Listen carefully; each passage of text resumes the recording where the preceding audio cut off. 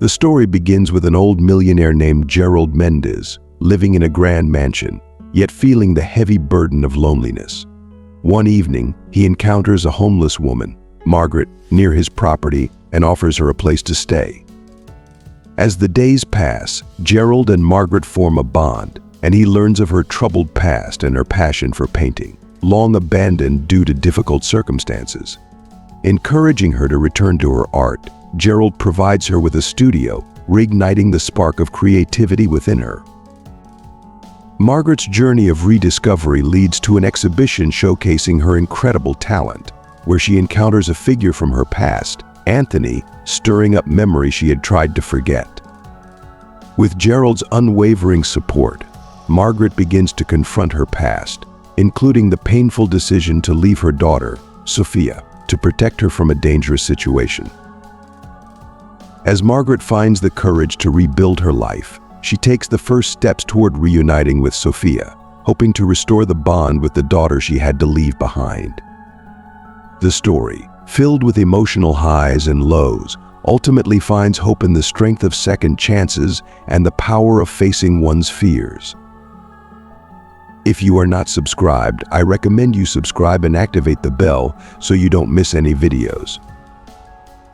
The elderly millionaire, long accustomed to the quiet solitude of his vast estate, made an unexpected decision that night. He offered refuge to a homeless woman and her young daughter, allowing them to stay in his garage. As the golden hues of the setting sun began to fade, casting elongated shadows over the meticulously tended gardens of the Mendez mansion, Gerald stood on his balcony, the weight of his years reflected in the deep creases of his hand that held a glass of wine. At 75, his life was a testament to triumph, filled with every material possession one could ever desire. Yet, as he gazed out over his empire, a profound emptiness gnawed at his soul, reminding him that wealth could never fill the void in his heart. The mansion, with its 20 grand bedrooms and lavish halls adorned with priceless art, was a fortress of solitude. Each room echoed with the silence that had become his constant companion, a silence that felt heavier than any burden he had ever borne. That night, as the quiet grew suffocating, Gerald felt the loneliness pressing down on him like an anchor, pulling him deeper into the abyss of his thoughts. Seeking solace, Gerald decided to stroll through the gardens, a ritual he often indulged in to escape the oppressive stillness of his home. The crisp night air provided a small measure of comfort as he wandered along the illuminated pathways. It was then that he noticed her, a shadowy figure near the gates of his estate. Curiosity piqued, Gerald cautiously approached, his steps slow and deliberate. What he found was a woman, curled up on a cold stone bench, seemingly lost in the grip of an uneasy sleep. Her clothing was tattered, and a worn-out backpack rested by her feet, a pitiful reminder of the life she carried with her. Gerald's voice was gentle, almost a whisper, as if he feared his words might shatter the fragile peace of the night. The woman stirred, her eyes fluttering open, revealing a mix of confusion and alarm.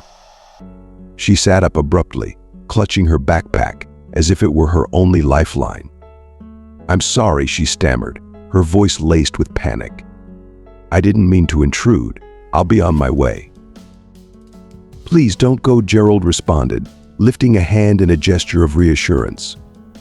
"You look like you could use some help." The woman hesitated, her eyes a weary brown met Gerald's with a blend of fear and desperate hope.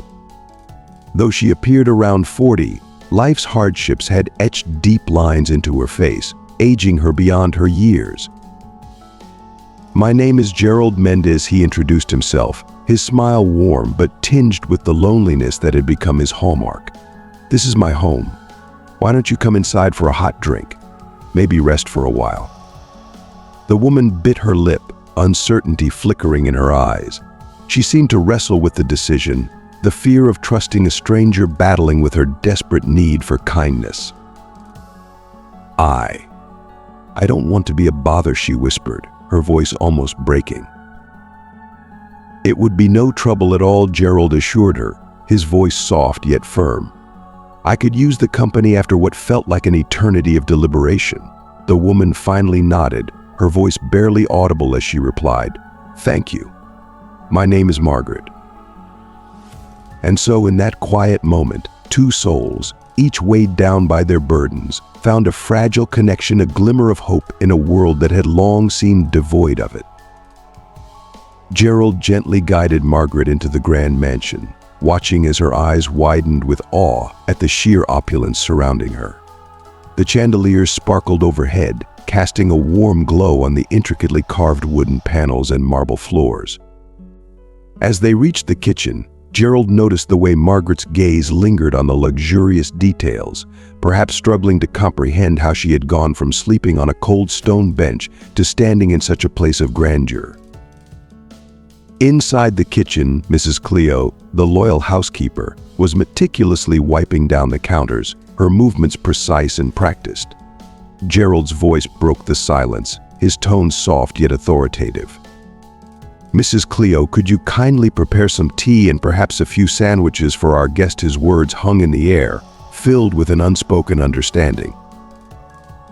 Mrs. Cleo paused, her eyes briefly meeting Margaret's, curiosity flickering in her expression. However, she quickly masked it with her usual professionalism. "Certainly, Mr. Mendez. I'll get right on it," she replied, her voice respectful but tinged with intrigue. Without further questioning, she set about her task. As they waited, Gerald invited Margaret to sit at the large, rustic kitchen table. The bright overhead light illuminated her features more clearly now, the tangled mess of her brown hair, the weariness etched deeply into her face, and the dark circles beneath her eyes that spoke of countless sleepless nights. But beyond the fatigue and dishevelment, Gerald saw something else, a glimmer of resilience, a quiet strength that had not yet been extinguished. "How long have you been without a place to call home?" Gerald asked, his voice gentle, careful not to pry too deeply. Margaret's gaze fell to the table, her fingers nervously tracing the wood grain. "A few weeks," she admitted softly. "I had to leave suddenly, and I didn't have anywhere else to go." Her voice trembled with the weight of her words, each one carrying a piece of the burden she bore. Gerald nodded slowly, his heart heavy with empathy. "Well, tonight you won't have to worry about that. You can stay here," he offered with a reassuring smile. "There are plenty of guest rooms. Tomorrow we can discuss how I might be able to help you get back on your feet." Margaret looked up, her eyes glistening with unshed tears. "Why would you do this for me? You don't even know me," she whispered, her voice thick with emotion. Gerald's smile was tinged with sadness as he replied, "Let's just say I've been fortunate in life, more than I could ever need. It's only right that I share some of that good fortune with those who need it most." At that moment, Mrs. Cleo returned with a tray laden with steaming tea and a generous stack of sandwiches. Margaret accepted the food with quiet gratitude, the simple act of eating a small but profound comfort in the chaos of her life. Gerald watched her in silence, his mind swirling with questions about the circumstances that had brought this woman to his doorstep. After Margaret had finished her meal, Gerald led her up the grand staircase to one of the guest rooms.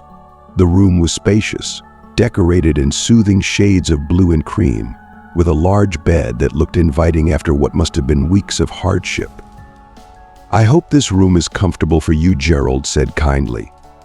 "There's an en-suite bathroom with anything you might need. Please, make yourself at home." Margaret stood in the doorway, her eyes wide as she took in the elegance of the room. "This is more than generous," she murmured, her voice barely above a whisper. "I don't even know how to begin to thank you." "There's no need for thanks," Gerald replied with a warm smile. "Just rest well, Margaret. We'll talk more in the morning." As Gerald closed the door behind him, he was overwhelmed by a wave of emotions, a deep concern for Margaret, but also a sense of fulfillment, a purpose that had been missing from his life for far too long. For the first time in years, the thought of tomorrow brought with it a sense of hope. The following morning, Gerald found Margaret in the kitchen, seated at the table with Mrs. Cleo, shyly engaging in conversation over a cup of coffee. She looked remarkably better. The exhaustion that had clung to her like a shroud the night before now lifted slightly, revealing a more composed version of the woman he had met. She had showered, and Mrs. Cleo had provided her with clean clothes, further evidence of the transformation a single night of peace could bring. "Good morning," Gerald greeted as he took a seat at the table, his presence commanding but kind. "I trust you slept well." Margaret nodded, her expression one of quiet gratitude. "Better than I've slept in years," she admitted, her voice carrying the weight of relief. "Mr. Mendez, I truly appreciate all you've done, but I can't stay here. I've already imposed too much." Gerald tilted his head slightly, studying her with a thoughtful expression. "And where would you go, Margaret?" he asked gently, his question loaded with concern. She looked away, her uncertainty evident. It was clear she had no answer. Listen, Gerald continued, his tone softening. "I have a proposition for you. There's a guest house on the property, tucked away behind the main mansion. It hasn't been used in years, but it's still in good condition. Why don't you stay there for a while, just until you're back on your feet? In return, perhaps you could help out with a few tasks around here." Margaret's eyes widened in surprise, her voice trembling as she responded, I don't know what to say." The offer was more than she could have ever imagined, and the kindness in Gerald's eyes left her momentarily speechless. "No need to say anything," Gerald replied with a smile. "Just think about it. You don't have to decide right away. For now, just know that you're welcome here for as long as you need." Margaret nodded, her heart swelling with a mix of gratitude and disbelief. In a world that had shown her so little mercy, Gerald's generosity was a beacon of light, offering her a chance at a new beginning, a chance she had almost given up hope of ever finding. "Say yes," Gerald urged with a gentle smile, his eyes reflecting the warmth of his heart. "I must admit, I have some selfish motives as well. This house is far too large for a lonely old man like me. It would be a blessing to have someone around to share it with." Margaret hesitated for a brief moment, weighing his offer. Then, with a small, tentative smile, she nodded. "Okay," she agreed softly. "Thank you, Mr. Mendez. I promise you won't regret it." In the weeks that followed, Margaret began to settle into the guest house, a quaint and cozy little building nestled in the shadow of the grand mansion. It had 2 comfortable bedrooms, a spacious living room that welcomed the afternoon sun, and a small but functional kitchen. Gerald encouraged her to make it her own, to decorate it however she liked. Slowly, as Margaret added personal touches, a vase of fresh flowers here, a set of framed photographs there, the space started to reflect her unique personality, transforming into a warm, inviting home. As the days turned into weeks, Gerald found himself growing fond of Margaret's company. She had a sharp mind and a quick wit, often bringing a spark of humor and lively conversation to the meals they now shared regularly. Yet, despite her openness in many ways, Gerald noticed that she was careful to keep her past at arm's length. Whenever the conversation drifted too close to her history, she skillfully redirected it, keeping the deeper parts of herself hidden. One afternoon, about a month after Margaret had moved in, Gerald found her standing in the garden, lost in thought as she gazed at a bed of blooming flowers. Her expression was distant, as though she were somewhere far away. "A penny for your thoughts," Gerald said softly as he approached her, not wanting to startle her. Margaret gave a slight start, but then turned to him with a wistful smile. "Oh, I was just remembering," she replied, her voice tinged with melancholy. Remembering what? Gerald asked gently, sensing the weight of the memory she was holding on to. Margaret hesitated, her eyes clouding over with a mixture of sadness and longing. "Painting," she finally said, almost in a whisper. "I used to be a painter, you know. It feels like a lifetime ago." Gerald's eyes lit up with curiosity and interest. "Really? What kind of painting did you do?" Margaret's gaze softened as she spoke, a faint smile playing on her lips. "A bit of everything, really," she said, the nostalgic clear in her voice. "But I especially loved painting portraits and landscapes. There was something almost magical about capturing the essence of a person or the beauty of a place on canvas. It was as if I could freeze a moment in time, hold it forever." "And why did you stop?" Gerald asked softly, though he could sense the answer might be a painful one. Margaret's expression darkened, and the light in her eyes dimmed. "It's complicated," she murmured, her voice barely audible. "Let's just say life had other plans for me. Circumstances forced me to abandon that part of myself." Gerald nodded, his heart heavy with empathy, understanding that some stories were too painful to share. But as he watched her, an idea began to take shape in his mind, a way to perhaps rekindle the light that had once burned so brightly in her. The next day, Gerald led Margaret to a part of the mansion she had never seen before.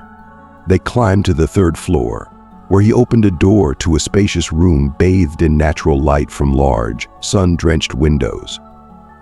The room was a haven for creativity, filled with easels, canvases, paints, and brushes neatly arranged on shelves. "What is this place?" Margaret asked, her voice full of awe as she looked around at the treasure trove of artistic tools. Gerald smiled, a touch of sadness in his eyes. "This used to be my late wife Eleanor's painting studio. She was an artist too, and this was her sanctuary." Margaret's eyes widened as she took in the room, her gaze lingering on the familiar tools of a trade she had long left behind. "Mr. Mendez," this is she began, but Gerald gently interrupted her. "Please call me Gerald," he said, his voice kind. "And yes, this studio is yours now, if you want it." Margaret's breath caught in her throat, and she shook her head slightly, overwhelmed by the gesture. I can't accept this," she stammered, tears welling up in her eyes. "You can," Gerald insisted, his voice firm yet tender. "This space has been empty for too long. It would mean the world to me to see it come alive again, especially in the hands of someone as passionate and talented as you." Tears began to spill down Margaret's cheeks, her emotions a turbulent mix of gratitude, disbelief, and the long-buried ache of lost dreams. "But you haven't even seen my work," she protested weakly, her voice trembling. Gerald's smile was warm, full of understanding. "I don't need to see it to know. The way your eyes light up when you talk about painting tells me everything I need to know." Margaret slowly walked over to one of the easels, as if afraid that the moment would vanish if she moved too quickly. She reached out, her fingers brushing the paints with reverence, before picking up a brush and holding it in her hand like a long-lost friend. "I don't even know if I remember how to paint anymore," she whispered, her voice breaking with the weight of her uncertainty. Gerald stepped closer, placing a comforting hand on her shoulder. "You'll never know unless you try," he said softly. "Take your time, no pressure, just let yourself remember what it feels like." And with those words, he left her there in the quiet sanctuary, giving her the space to rediscover a part of herself that had been buried for far too long. As he walked away, Gerald felt a sense of hope blossoming in his chest, a belief that maybe, just maybe, this could be the beginning of something beautiful for both of them. "There's only one way to find out," Gerald had replied gently, his words carrying the quiet encouragement Margaret needed. That evening, when Margaret didn't come down for dinner, Gerald felt a pang of concern. He made his way up to the studio, only to find her deeply immersed in her work. The sight that greeted him was one of pure, unfiltered passion. Margaret, paintbrush in hand, completely absorbed in the canvas before her. Paint smudges dotted her face and clothes, but she seemed unaware, lost in the flow of creation. Gerald lingered in the doorway, captivated by the intensity in her expression. There was a peace about her, a serenity that he had never seen before. Not wanting to break the spell, he quietly withdrew, leaving her to her art. In the weeks that followed, Margaret spent more and more time in the studio. Gerald respected her creative sanctuary, rarely interrupting her, but he couldn't help but notice the transformation taking place. The spark in her eyes had returned, and there was a newfound energy in her every step. It was as if the act of painting had breathed life back into her, filling her with a purpose she had long forgotten. One afternoon, nearly 2 months after Gerald had given her the studio, he was surprised by a soft knock on his office door. "Come in," he called, looking up from the paperwork that had been consuming his time. Margaret stepped into the room, her demeanor a mix of nervousness and resolve. "Gerald," she began, her voice steady but laced with anticipation, "I'd like to show you something if you have a moment." Curiosity piqued, Gerald rose from his chair and followed her to the studio.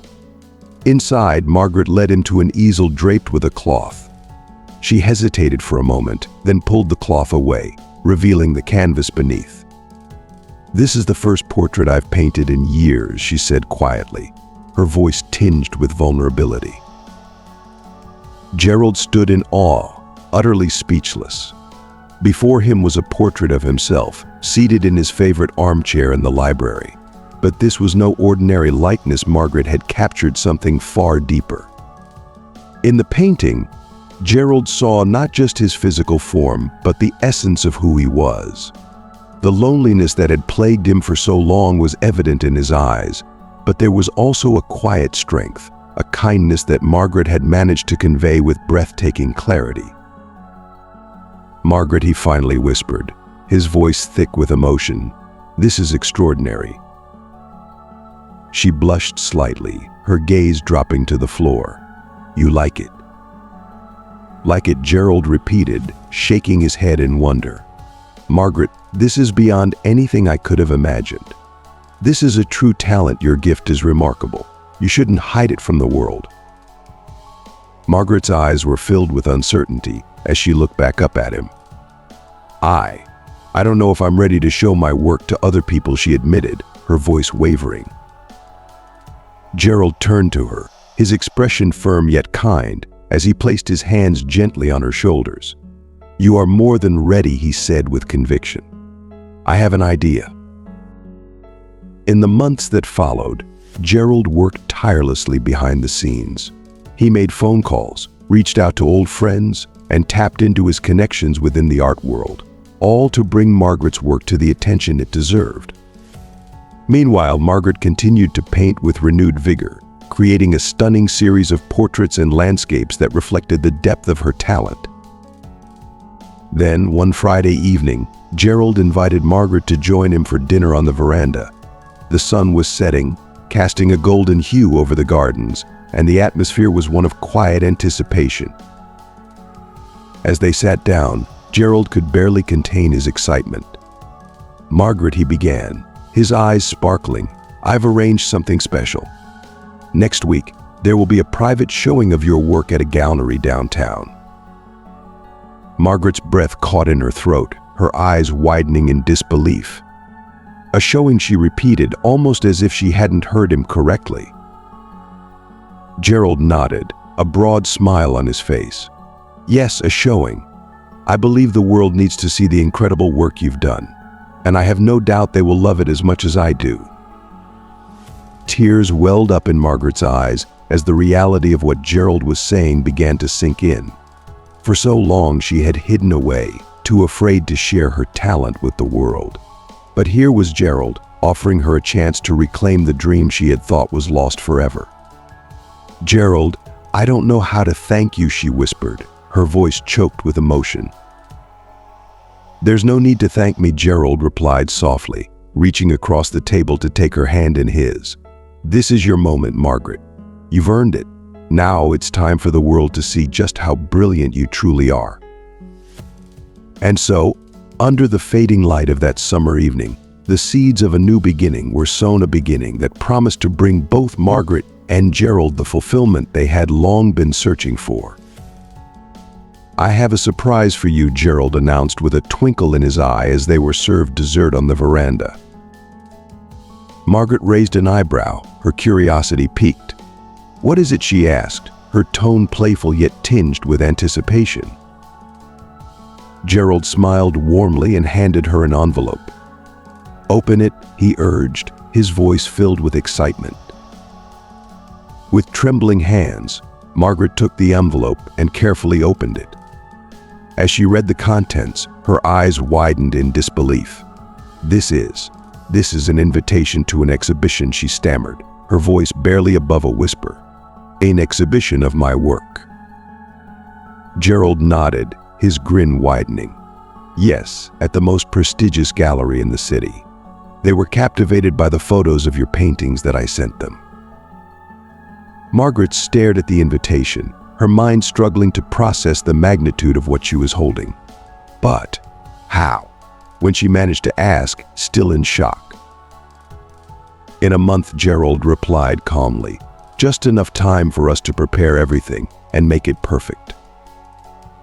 For a long moment, Margaret was silent, her eyes darting between the invitation and Gerald, as if trying to convince herself that this was real. When she finally spoke, her voice was trembling with overwhelming emotion. "Gerald, I don't know what to say. This is beyond anything I ever imagined, more than I ever dreamed of." Gerald's expression softened as he reached out and gently took her hand. "You deserve this, Margaret. Your talent deserves to be seen, to be admired by the world." Tears welled up in Margaret's eyes, and she whispered, "You don't understand, Gerald. I gave up on this dream so long ago. I never thought I would paint again, let alone have an exhibition." Gerald leaned in closer, his voice tender but resolute. "Sometimes life gives us second chances, Margaret. All we need is the courage to take them." Margaret nodded slowly, wiping away her tears as a smile began to break through her emotional haze. "You're right," she said, her voice growing stronger with each word. "I'm going to do this. I'm going to seize this opportunity with everything I have." The weeks that followed were a whirlwind of creative energy and meticulous planning. Margaret spent countless hours in the studio, pouring her heart and soul into her work, finalizing existing pieces and creating new ones with a passion that seemed to grow with each passing day. Gerald, ever the supportive friend, handled the practical aspects, coordinating with the gallery, managing logistics, and ensuring that everything was perfectly in place. As the day of the exhibition drew near, Gerald couldn't help but notice the remarkable transformation in Margaret. She exuded confidence, her steps lighter, her smile more radiant. It was as if the act of painting had rekindled a fire within her, breathing new life into a spirit that had long been dormant. The night of the exhibition arrived, and the gallery was teeming with life. Art critics, collectors, and enthusiasts alike filled the space, their voices a murmur of admiration as they gathered around Margaret's paintings, each piece eliciting a sense of awe and appreciation. Margaret herself looked stunning in a navy blue dress that highlighted her newfound confidence, her eyes shining with a mix of excitement and emotion as she moved gracefully through the gallery, engaging in conversations with the guests. Gerald watched her from a distance, his heart swelling with pride. He marveled at the transformation he had witnessed over the past few months. The shy, uncertain woman he had met was now a vibrant, confident artist whose work was being celebrated by the art world. It was a moment of pure joy for Gerald, knowing that he had played a part in helping her rediscover her passion. But as he continued to observe her, something, or rather, someone caught his eye. A man, appearing to be around 50 years old with graying hair and a face lined with time, was watching Margaret intently. There was a strange mixture of emotions in his eyes: surprise, recognition, and something deeper that Gerald couldn't quite place. Gerald saw the exact moment when Margaret noticed the man. Her entire body froze mid-sentence, and the color drained from her face. Her eyes widened in shock, her lips parted as if struggling to form words. Finally, she whispered a name, almost inaudibly: Anthony. The atmosphere in the room seemed to shift as Margaret and the man locked eyes, the gallery's lively chatter fading into the background. It was as though the past had come crashing into the present, bringing with it a flood of memories that neither of them had been prepared to face. Gerald's heart sank as he watched the scene unfold, sensing that this encounter would unravel a story Margaret had long kept hidden, a story that had the power to change everything. The man approached slowly, his smile tentative, as if he wasn't sure how his presence would be received. "Margaret," he said softly, the familiarity in his voice laced with a mixture of nostalgia and regret. "It's been a long time." Gerald observed from a distance, his curiosity piqued, sensing the weight of the moment. Something significant was unfolding before his eyes. He moved closer, discreetly positioning himself nearby in case Margaret needed support. I can't believe you're here," Margaret replied, her voice trembling as she struggled to process the sudden reappearance of someone from her past. Anthony glanced around the gallery, his gaze lingering on the paintings that adorned the walls. "When I saw the ad for the exhibition, I could hardly believe it," he admitted, his tone full of admiration. "After all this time, you still paint beautifully, Margaret." Gerald noticed a fleeting shadow cross Margaret's face, a subtle but telling sign that there was more to this story than he had been told, a history buried deep, one that Margaret had not yet chosen to share. "Thank you, Anthony," Margaret responded quietly, her voice tinged with a mix of gratitude and discomfort. I stopped painting for a long time. It's only recently that I picked up a brush again." Anthony nodded, his expression softening with understanding. "I figured after you disappeared." His voice trailed off as he caught sight of Margaret's tense expression. He quickly backtracked, his regret evident. "I'm sorry. I don't mean to dredge up painful memories. I'm just glad to see you're okay and creating art again." At that moment, Gerald decided to step in. "Excuse me," he interjected gently, making his presence known. "I couldn't help but notice that you two know each other. I'm Gerald Mendez, Margaret's friend." Anthony turned to Gerald, extending his hand in a polite greeting. "Anthony Soares. Margaret and I studied together at art school many years ago." Gerald shook Anthony's hand, noting the grateful glance Margaret sent his way. It was clear she appreciated the timely interruption. "It's a pleasure to meet you, Mr. Soares," Gerald replied with a warm smile. "Perhaps we could all have coffee sometime. I'm sure Margaret would love to catch up." Margaret seemed to hesitate, her emotions flickering across her face. But after a brief pause, she nodded, a forced smile on her lips. "Yes, that would be nice," she agreed, though the unease in her voice was palpable. Anthony, seemingly unaware of her inner turmoil, nodded enthusiastically, exchanging contact information with Gerald before wandering off to admire more of the artwork on display. Once he was out of earshot, Margaret turned to Gerald, her eyes brimming with contained emotion. "Thank you," she whispered, her voice barely audible, but heavy with meaning. Gerald placed a reassuring hand on her shoulder, his touch gentle and comforting. "It's okay," he said softly. "You don't need to explain anything now. This is your night, Margaret. Enjoy it." Margaret took a deep breath, collecting herself. She straightened her posture, lifted her head, and with a renewed sense of determination, returned to mingling with the guests, her smile more genuine this time. The exhibition turned out to be an overwhelming success. Several of Margaret's paintings were sold, and the critics in attendance were lavish in their praise, commending her work for its emotional depth and technical mastery. When the last guest finally departed, leaving the gallery empty and quiet, Margaret sank into a chair, her exhaustion evident, but her face glowing with a sense of accomplishment. "We did it," she said, her eyes sparkling with joy as she looked at Gerald. Gerald smiled and took a seat beside her. "No, Margaret, you did it. This night was all yours." Margaret shook her head slightly, her expression softening. "It wouldn't have been possible without you, Gerald. You gave me a second chance when I needed it most." Gerald took her hand, giving it a gentle, reassuring squeeze. "You deserve all the second chances in the world, my dear," he said, his voice full of warmth. "And I have a strong feeling that this is just the beginning." As they sat there, the weight of the evening slowly lifting, both Gerald and Margaret knew that the journey they had embarked on was far from over. The exhibition was a triumph, but more than that, it was a symbol of renewal, of rediscovering passions thought lost and finding the strength to face the past while embracing the future. In the days that followed the exhibition, Margaret seemed to float through life as if on a cloud of pure happiness.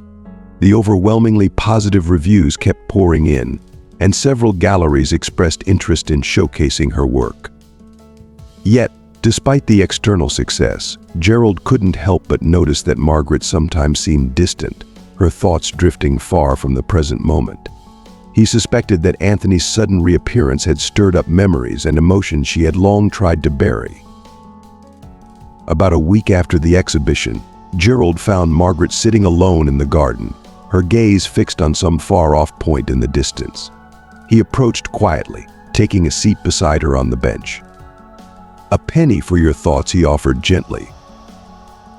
Margaret flinched slightly, as if pulled from a deep reverie, but then she smiled at Gerald. "Sorry, I was just remembering," she replied softly. Gerald nodded, his voice full of understanding. "About Anthony." Margaret sighed, running her hand through her hair in a gesture of weary resignation. "Not just about him," she admitted, her voice tinged with melancholy. "About everything." Gerald remained silent, offering her the space she needed to continue. He knew that whatever she was about to share was important, and he wanted her to feel comfortable enough to open up. After a long, contemplative pause, Margaret spoke again, her voice low and hesitant. "I think I owe you some explanations, Gerald. About my past, about why I was in that situation when you found me." Gerald placed a gentle hand over hers, his touch reassuring. "You don't owe me anything, Margaret, but if you feel ready to share, I'm here to listen." Margaret took a deep breath, as if gathering the courage to unearth memories she had long buried. Slowly, she began to tell her story. "I met Anthony at art school," she began, her voice carrying the weight of years gone by. "We were young and full of dreams, both of us passionate about art and life. Anthony was my best friend, my confidant. For a while, I even thought it might become something more between us, but life had other plans." She paused, her eyes drifting away, as if looking into the past.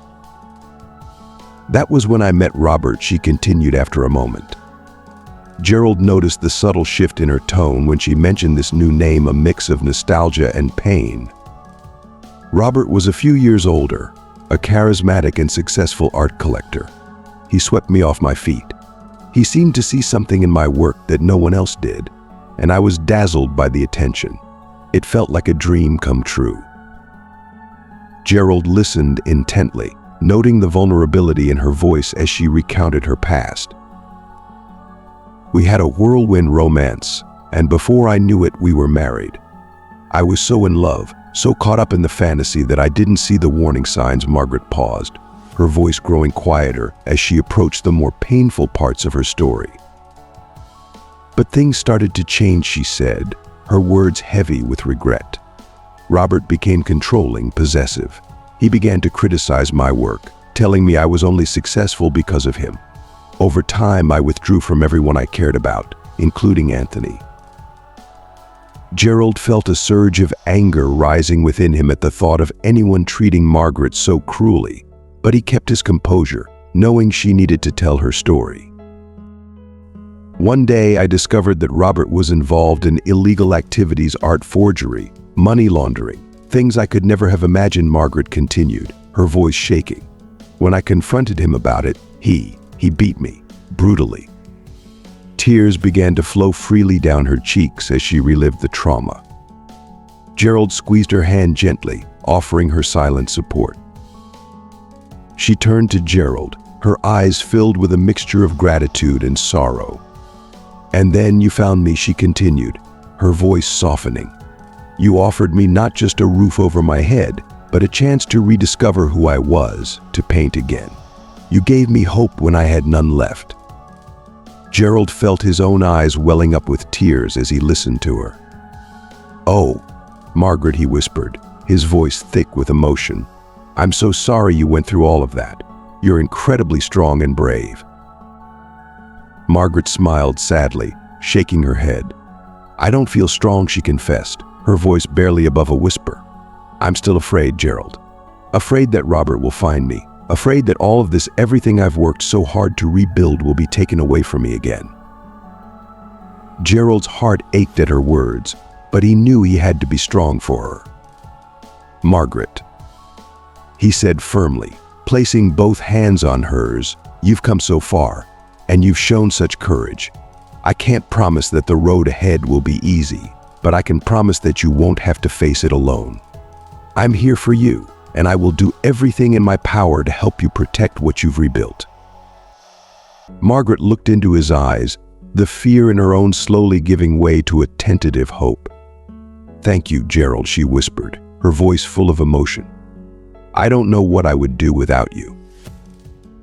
"You don't have to do anything without me," Gerald replied, his voice gentle but resolute. "We'll face whatever comes together, and we'll make sure that your light keeps shining." As they sat together in the garden, the sun began to set, casting a warm, golden glow over the flowers. For the first time in a long while, Margaret felt a small measure of peace, knowing that she was no longer alone in her struggles. As the darkness crept in, she realized that with Gerald by her side, she could begin to believe in a brighter future. Gerald held Margaret's hands more firmly, his voice filled with quiet resolve. "Listen to me, Margaret, you're not alone anymore. I'm here, and I'll do everything in my power to make sure you're safe.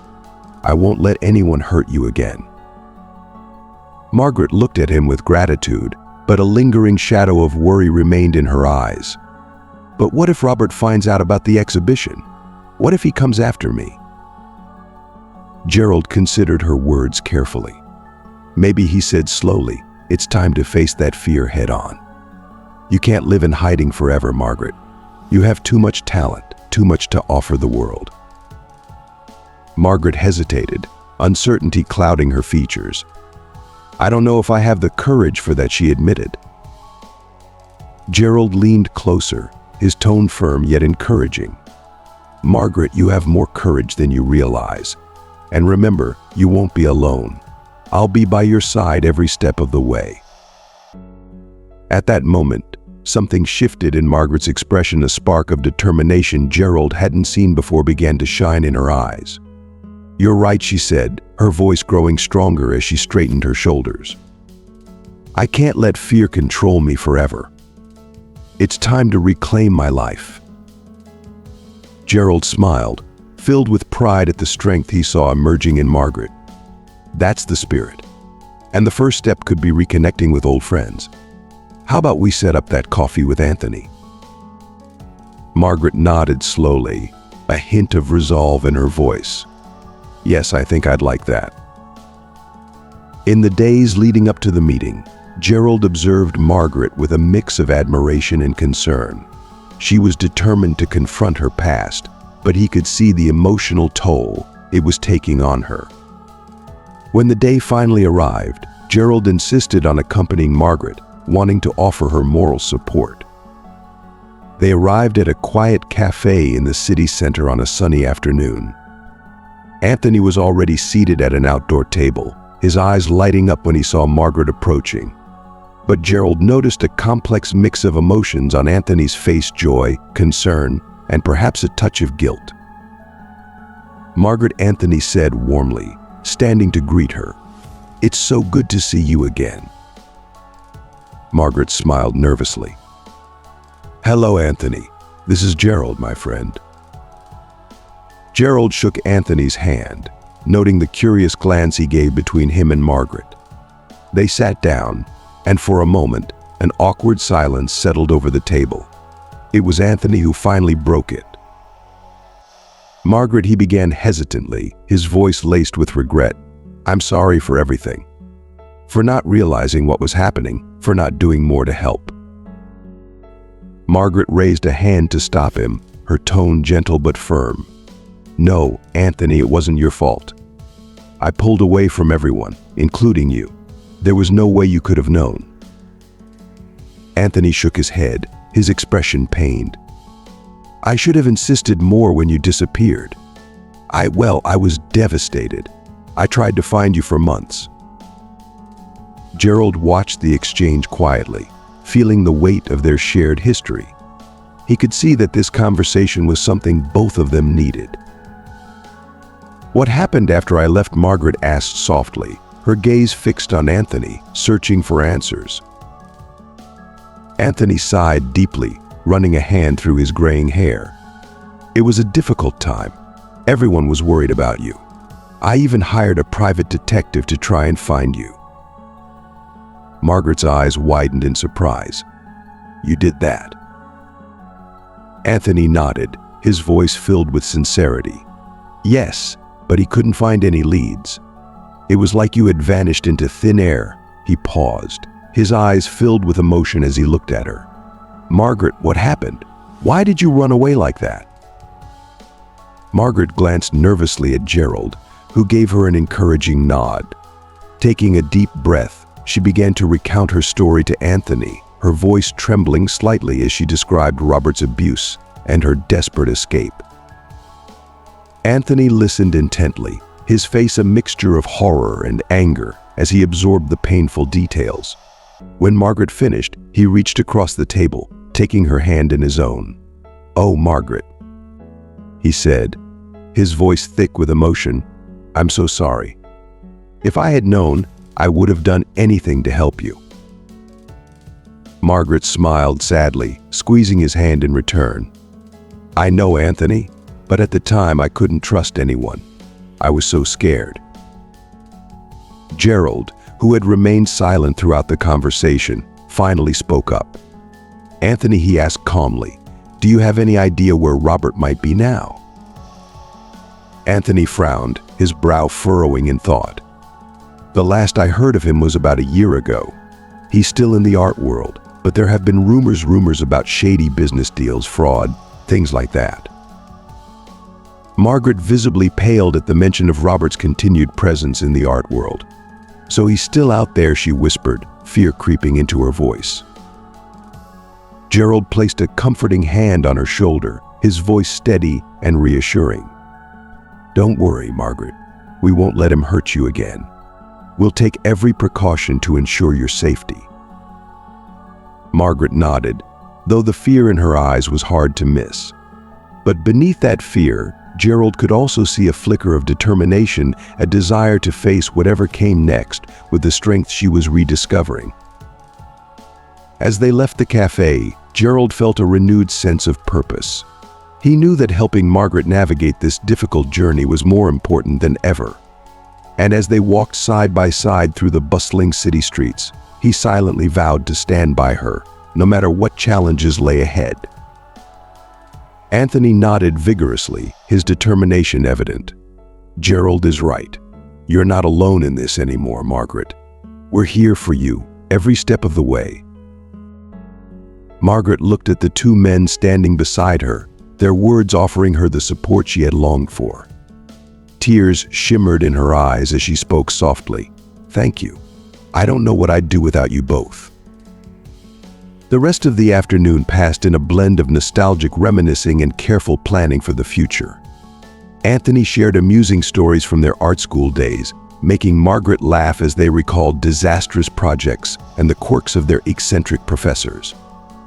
Gerald watched with quiet admiration, seeing a side of Margaret that was lighter and more carefree, one he hadn't known before.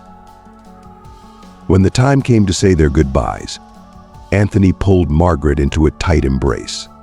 Please don't disappear again, he whispered. Promise me we'll stay in touch. Margaret nodded, smiling through her tears. I promise, she said, her voice thick with emotion. The drive back to the mansion was filled with a contemplative silence. Margaret seemed lost in her thoughts, and Gerald respected her need for space, understanding that the day had brought up a lot for her to process. It wasn't until they arrived back at the mansion that Margaret finally spoke. "Gerald," she began, her voice barely above a whisper. "There's something else I need to tell you.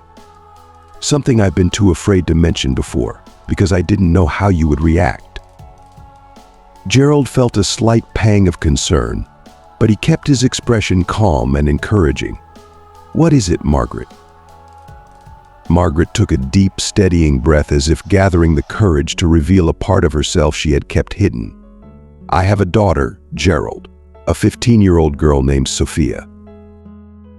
Gerald blinked in surprise, the revelation catching him off guard. "A daughter," he repeated, his voice filled with quiet astonishment. Margaret nodded, tears welling up in her eyes.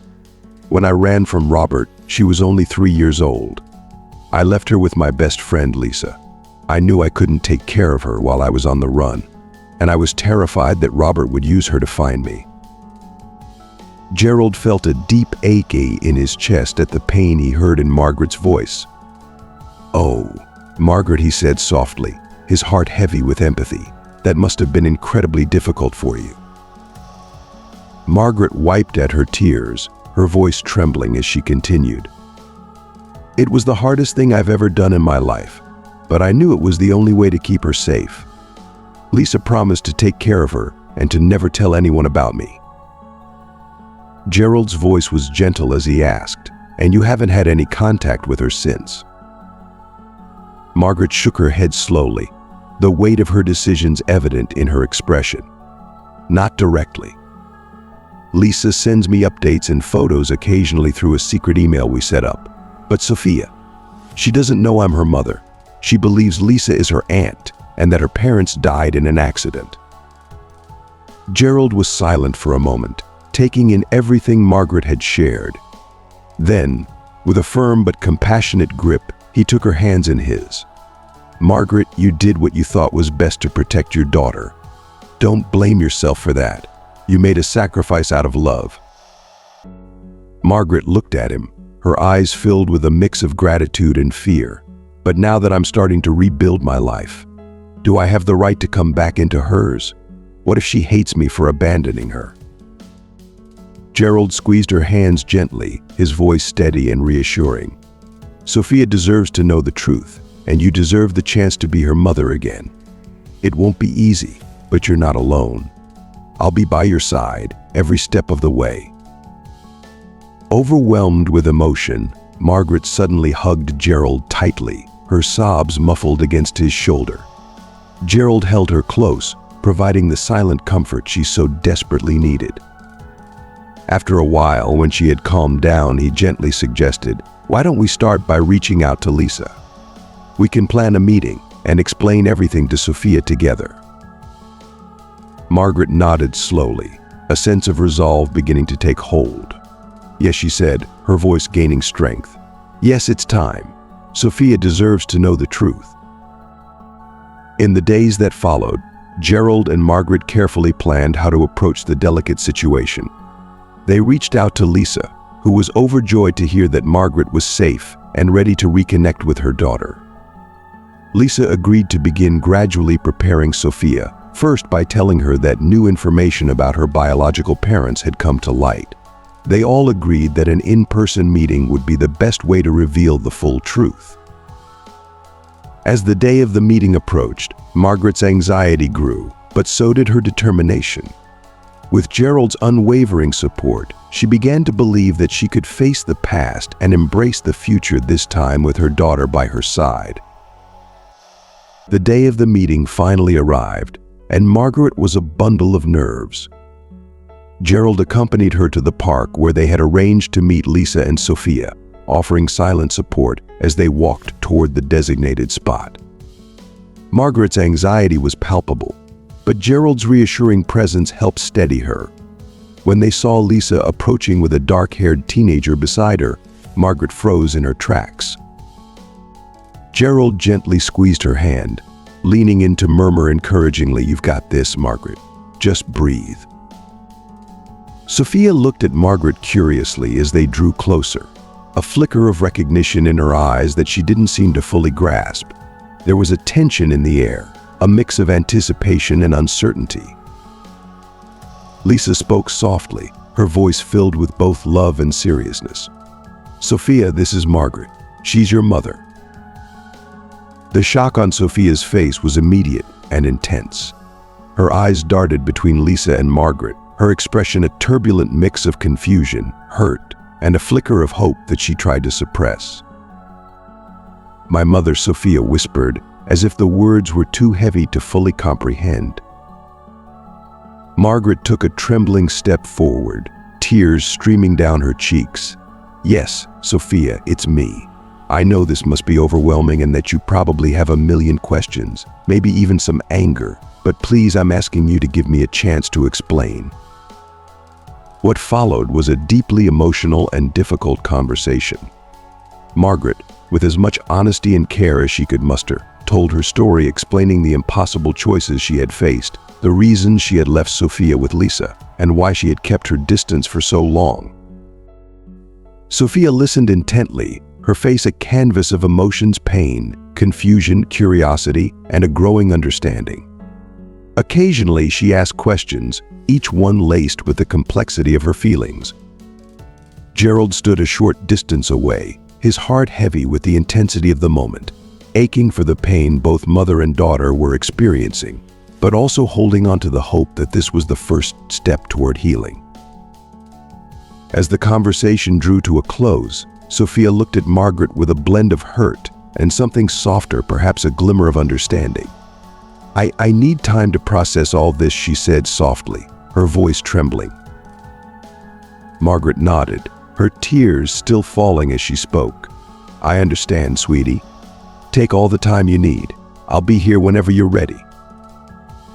There was a moment of hesitation, a breath held by all, and then, to everyone's surprise, Sophia stepped forward and gave Margaret a brief hug.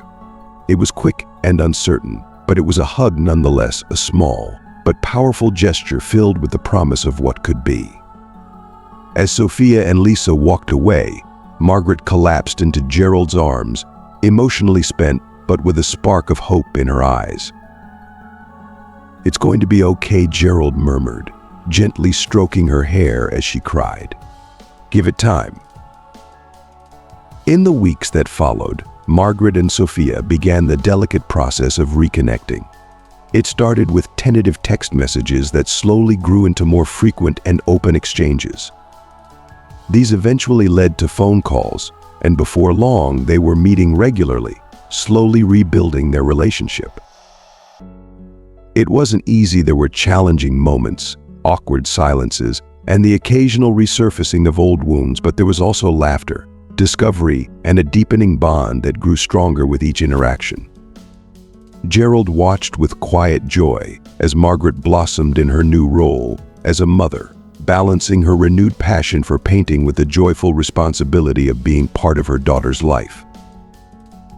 As he stood there, lost in thought, Margaret entered the studio, her face glowing with excitement. "Gerald," she said, her voice brimming with joy, "Sophia wants to meet you. She says she wants to get to know the man who saved her mother's life."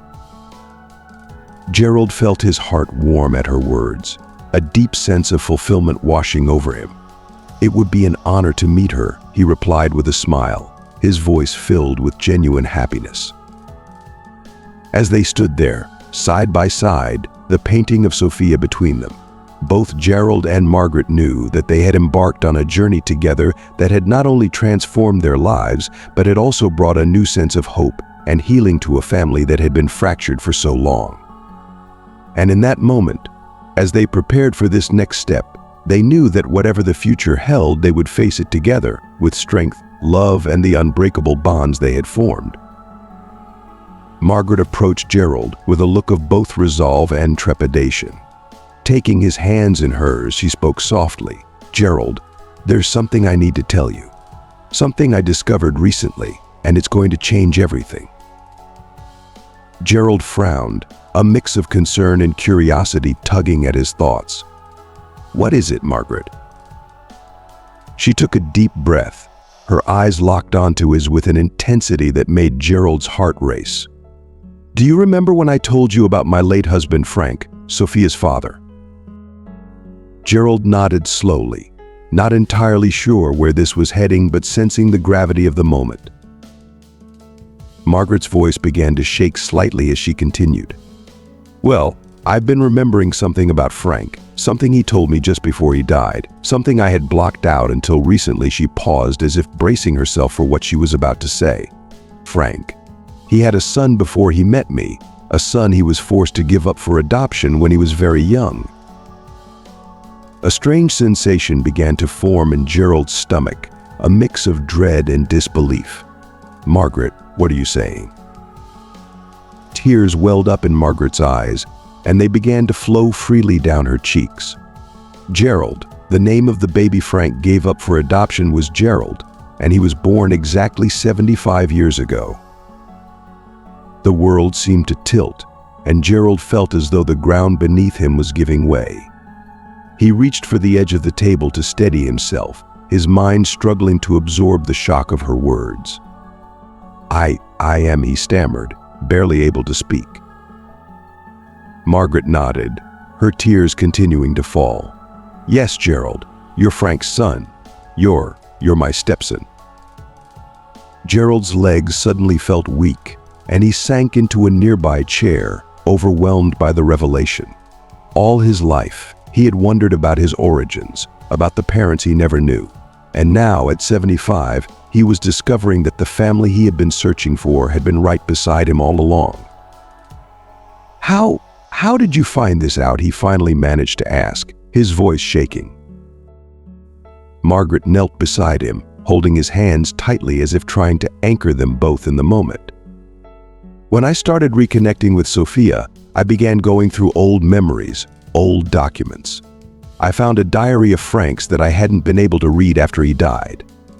In it, he wrote about the son he had to give up for adoption. The dates, the name, it all matched." Gerald shook his head, still in a state of shock. "But why didn't you tell me before?" Margaret's voice was gentle, full of the care she felt for him. "I wanted to be sure, Gerald. I did some tests and checked the records. There's no doubt you're Frank's son." Tears welled up in Gerald's eyes, and he felt the full weight of his life's questions crashing into the answers he had never expected. For years, he had felt incomplete, as though a part of his identity had been missing. Now, suddenly, everything began to fall into place. "So, Sophia," he started, his voice thick with emotion. "Is your granddaughter Margaret finished?" her smile breaking through her tears. "And well, technically I'm your stepmother, but I think our relationship has always been a bit more complicated than that." Gerald let out a weak, almost incredulous laugh, the sheer absurdity of the situation hitting him with full force. Here he was, at 75, discovering that the woman he had rescued, the woman who had become such an integral part of his life, was family. "Gerald," Margaret said softly, her voice filled with a mix of love and reassurance. "I know this is a lot to take in, but I want you to know that this doesn't change how I feel about you. You saved me when I had nothing left, and you gave me a second chance at life. You're my family. No matter how we ended up here." Gerald looked into her eyes, seeing the sincerity and love in them. Slowly, a smile began to spread across his face, a smile of acceptance, relief, and an unexpected joy. "Family," he repeated softly, savoring the word that had eluded him for so long. Margaret pulled him into a tight hug, and Gerald returned it, feeling as though a lifelong burden had finally been lifted from his shoulders. As they embraced, he felt a sense of peace wash over him, a peace he had never known before. When they finally pulled apart, Gerald wiped the tears from his eyes and said with a trembling but genuine smile, "Well, I guess we have a lot to talk about with Sophia now." Margaret laughed through her tears, nodding in agreement. "Yes, we do, but I think this will be the beginning of something beautiful for all of us." As they sat together, the enormity of what they had discovered began to settle into something more manageable, something that felt less like a shock and more like a gift, a chance to build a new kind of family, one forged not just by blood, but by the love and compassion they had shown each other along the way. In the days that followed, Gerald experienced a whirlwind of emotions. He oscillated between moments of deep joy, overwhelmed with the discovery of his family, and periods of melancholy, grieving the years he had lost. Margaret was with him every step of the way, sharing stories about Frank and helping Gerald piece together the gaps in his past. She brought out old photos, letters, and Frank's diary, which Gerald read avidly, finally getting to know the father he had never met. The meeting with Sophia was emotional. The teenager was initially shocked to learn that the man who had helped her mother was, in fact, her grandfather. But as the surprise wore off, Sophia's curiosity took over, and she began asking questions, eager to learn more about her newfound family history. "So, you're my grandpa?" Sophia asked, her eyes wide with wonder. Gerald smiled gently, his heart swelling with emotion. "Yes, darling, and I'm so happy to finally meet you." Sophia hesitated for only a moment before she threw herself into Gerald's arms, hugging him tightly. "I always wanted a grandpa," she murmured against his chest. Gerald felt his heart fill with a warmth he had never known as he held his newly discovered granddaughter. Looking over Sophia's head, he saw Margaret watching them, tears of joy shining in her eyes, a radiant smile on her face. In the weeks that followed, the Mendez mansion came alive with new energy. Sophia began spending her weekends there, her laughter and youthful spirit filling the once quiet and lonely halls. Gerald reveled in the joy of being a grandfather, cherishing every moment and determined to make up for lost time. Margaret, too, was thriving. Her art studio became a sanctuary of joy, where she painted portraits of Gerald and Sophia, capturing the precious moments of their new life together. One day, as they all sat together on the veranda, basking in the golden light of the setting sun, Gerald reflected on the incredible journey that had brought them to this moment. "You know," he said thoughtfully, his voice filled with wonder, "if someone had told me a year ago that I would find my family at 75, I would have laughed. But now I can't imagine my life any other way." Margaret smiled, reaching over to take his hand. "Life has a funny way of surprising us, doesn't it?" Sophia, who was lying on the grass nearby, sat up and looked at them curiously. "Do you think it was fate that you were meant to find each other?" Gerald and Margaret exchanged a knowing glance before Gerald answered, "I don't know if it was fate, darling, but I do know that I'm incredibly grateful to have found you both." As they sat there, enjoying the peaceful evening, the sound of the doorbell suddenly echoed through the mansion, breaking the tranquility of the moment. Gerald frowned, not expecting any visitors. "I'll get it," Sophia offered eagerly, jumping up and running inside. Gerald and Margaret exchanged a curious look but stayed seated, enjoying the warmth of the setting sun. A few minutes later, they heard rapid footsteps approaching. "Grandpa," Grandma Sophia called, her voice a mix of excitement and nervousness. "There's a man here wanting to talk to you. He says it's important." Gerald stood up, a sense of unease settling in his stomach. Beside him, Margaret stiffened, her grip on his arm tightening. As Sophia reappeared, a tall, well-dressed man followed closely behind her. His eyes swept over the veranda before settling on Margaret. A cold, calculating smile spread across his lips. "Hello, Margaret," the man said softly, his tone laced with malice. "It's been a long time." Margaret paled, her fingers digging into Gerald's arm. "Robert," she whispered, her voice trembling with fear. In that instant, Gerald understood who the man was: Margaret's abusive ex-husband, the one she had fled from all those years ago. "What do you want?" Gerald demanded, stepping protectively in front of Margaret. Robert raised an eyebrow, his gaze flickering over Gerald with thinly veiled disdain. Well, he said, his tone mocking, "it seems you found yourself a new protector, Margaret." but I'm afraid that won't do much good." He took a step closer, his posture threatening. "I've come to collect what's mine, the paintings, Margaret, the ones you stole from me when you ran." Margaret stepped out from behind Gerald, her fear mingling with anger. "I didn't steal anything from you, Robert. Those paintings were mine, and I don't have any of them anymore." Robert laughed, a cold, humorless sound. "Oh, but you have something much more valuable now, don't you? I saw the ads for your exhibition. Your new works are creating quite a buzz in the art world." He took another step forward, his voice dropping to a menacing whisper. "And I want my share. After all, it was I who made you the artist you are today." Gerald's anger flared, and he took a step forward, his voice low and dangerous. "Leave now, Robert. You're trespassing, and you're not welcome here." Robert ignored him, his attention fixed on Margaret. "You have 1 week to give me half the profits from your exhibition, or else." His eyes flicked to Sophia, who was standing frozen with fear. "It would be a shame if something were to happen to your lovely family." Before anyone could react, a figure came running through the garden, Anthony, followed closely by 2 police officers. "Robert, it's over," Anthony shouted, pointing at the man. "These officers have a warrant for your arrest." The officers quickly moved forward, one of them producing a pair of handcuffs. Robert's confident smirk faltered as he realized the situation was slipping out of his control.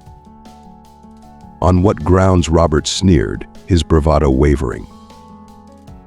"For years of abuse, fraud, and intimidation," one of the officers replied sternly. "We have enough evidence to hold you accountable, thanks to new testimonies and evidence recently provided." Margaret stood back, her hand gripping Gerald's arm as they watched Robert's arrest unfold. Robert struggled for a moment, but it was futile. The officers quickly subdued him and led him away, his threats and curses fading as they disappeared out of the gate. Sophia rushed to Margaret and Gerald, her eyes wide with fear and relief. "Is it over?" she asked, her voice trembling. Gerald knelt beside her, wrapping her in a protective embrace. "Yes, it's over, darling. You're safe now." Margaret joined them, her eyes still filled with lingering fear, but also a sense of overwhelming relief. As the 3 of them stood together, the tension slowly dissipated, replaced by a sense of security and togetherness. Anthony approached, his expression one of concern and reassurance. "I'm sorry for the scare," he said, looking at Margaret. "But we needed to catch him in the act to make sure he couldn't wriggle out of it this time." Margaret nodded, still trying to process everything. "Thank you, Anthony. I don't know what we would have done without you." Gerald looked at Anthony, gratitude shining in his eyes. "Thank you," he echoed, his voice filled with sincerity. Anthony smiled warmly. "Your family. We take care of each other." As they all stood together, the evening sun casting a warm glow over the garden, Gerald felt a deep sense of peace settles within him. The nightmare that had haunted Margaret for so long was finally over, and they could all begin to heal, truly heal, as a family. With the threat of Robert finally behind them, Gerald, Margaret, and Sophia looked toward the future with hope and determination, knowing that whatever challenges lay ahead, they would face them together. And in that unity, they found the strength to move forward, embracing the life they were building, one filled with love, laughter, and the unshakable bond of family. Robert Silva, one of the officers, said firmly, his voice echoing through the tense atmosphere, "You're under arrest for tax fraud and art forgery." Robert's face twisted with rage as the officers swiftly handcuffed him. He shot one last venomous glare at Margaret, his eyes burning with hatred. "This isn't over," he snarled before being forcefully led away. As the police escorted Robert off the property, a heavy silence descended over the group, the gravity of what had just occurred sinking in. It was Sophia who broke the silence, rushing forward to wrap her arms around Margaret. "Mom, are you okay?" Sophia asked, her voice trembling, her concern evident. Margaret hugged her daughter tightly, her tears mingling with Sophia's. "I'm okay, sweetie," she reassured, her voice choked with emotion. "We're all okay now." Gerald turned to Anthony, who looked exhausted but relieved, the tension of the day still evident in his posture. "How did you know he was coming?" Gerald asked, his voice filled with gratitude and curiosity. Anthony offered a weary smile. "After our meeting at the cafe, I couldn't shake the feeling that Robert might try something. I started digging into his background, and what I found was worse than I imagined. When I discovered evidence of his illegal activities, I handed everything over to the police. When I got wind that he was heading here, I knew I had to act fast." Gerald placed a hand on Anthony's shoulder, his grip firm and grateful. "Thank you, Anthony," he said, the sincerity in his voice conveying the depth of his appreciation. That night, after Sophia had been tucked into bed and Anthony had left with a promise to return the next day to assist with any legal matters, Gerald and Margaret found themselves sitting on the veranda, each holding a glass of wine. The air was cool, and the night was quiet, a stark contrast to the turmoil of the day. Margaret stared out into the darkness, the events of the evening replaying in her mind. "Is it over?" she asked softly, her voice still carrying the weight of fear and uncertainty. Gerald took her hand in his, squeezing it gently, offering the comfort she so desperately needed. "Yes, my dear," he replied with quiet conviction. "Robert can't hurt you or Sophia anymore. It's over. You're safe now." Margaret looked at Gerald, her eyes brimming with tears, not just of relief, but of overwhelming gratitude. "I don't know how to thank you, Gerald," she whispered, her voice thick with emotion. "You've done so much for me, for Sophia, for all of us." Gerald smiled, lifting his glass in a small toast. "We're family, Margaret," he said simply, "and family takes care of each other." Margaret clinked her glass against his, the sound a gentle affirmation of the bond they had forged. As they sipped their wine, the tension of the day began to fade, replaced by a profound sense of peace. The nightmare that had haunted Margaret for so long was finally behind them, and for the first time in years, she felt truly free. The stars began to twinkle in the night sky above them, casting a soft, serene light over the garden. Gerald and Margaret sat together in comfortable silence, their hands still entwined, both of them reflecting on the journey that had brought them to this moment. As they sat there, Gerald couldn't help but feel that this was the beginning of a new chapter in their lives, a chapter filled with hope, love, and the promise of a future free from fear. He glanced over at Margaret, who was gazing up at the stars with a small, contented smile on her face, and felt his heart swell with affection. "Margaret," he said softly, drawing her attention back to him, "no matter what happens next, I want you to know that I'm here for you. Always." Margaret squeezed his hand, her smile growing. "And I'm here for you, Gerald. We'll face whatever comes together, as a family." And in that quiet, star-lit moment, both of them knew that no matter what challenges the future might hold, they would never face them alone. They had each other, and they had Sophia, a family bound not just by blood, but by the strength of their love and the courage they had shown in overcoming their pasts. As they sat there, with the past finally behind them and the future stretching out before them, they knew that this was just the beginning of something beautiful. A life filled with love, laughter, and the unshakable bond they had formed, a bond that would see them through whatever came next. Margaret let out a long, deep sigh, as if finally releasing the weight she had carried for so many years. "I never thought, after all this time running and hiding, that I would finally be free." Gerald smiled warmly, pulling her close, his arm wrapped protectively around her. "You're stronger than you realize, Margaret. You survived. You survived. You rebuilt. You created a new life, not just for yourself, but for Sophia as well." Margaret rested her head on Gerald's shoulder, her silent tears reflecting the deep emotion she felt. "I couldn't have done it without you, Gerald," she whispered. You gave us a home, a family when we needed it most." Gerald kissed the top of her head affectionately, his heart full. "And you gave me the same, Margaret. Who would have thought that at 75, I would finally find the true meaning of my life?" They fell into a comfortable silence, watching the stars as they dotted the vast night sky above them. The world seemed to be at peace, the chaos of the past finally settling into a quiet calm. After a while, Margaret spoke again, her voice soft but persistent. "I think it's time we paint a new picture, Gerald, one that tells our story, all of it. The highs and the lows, the losses and the gains, the fear and the courage. A picture that shows that no matter how dark the night may seem, there's always hope for a new dawn." Gerald's heart swelled with love and admiration for the woman beside him. He smiled, imagining the possibilities.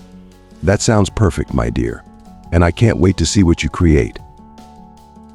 As they continued to gaze at the night sky, a deep sense of peace and fulfillment washed over both of them, a feeling they had never fully known before. They had faced their demons and confronted their pasts, and in doing so, they had not only found each other but had also found themselves.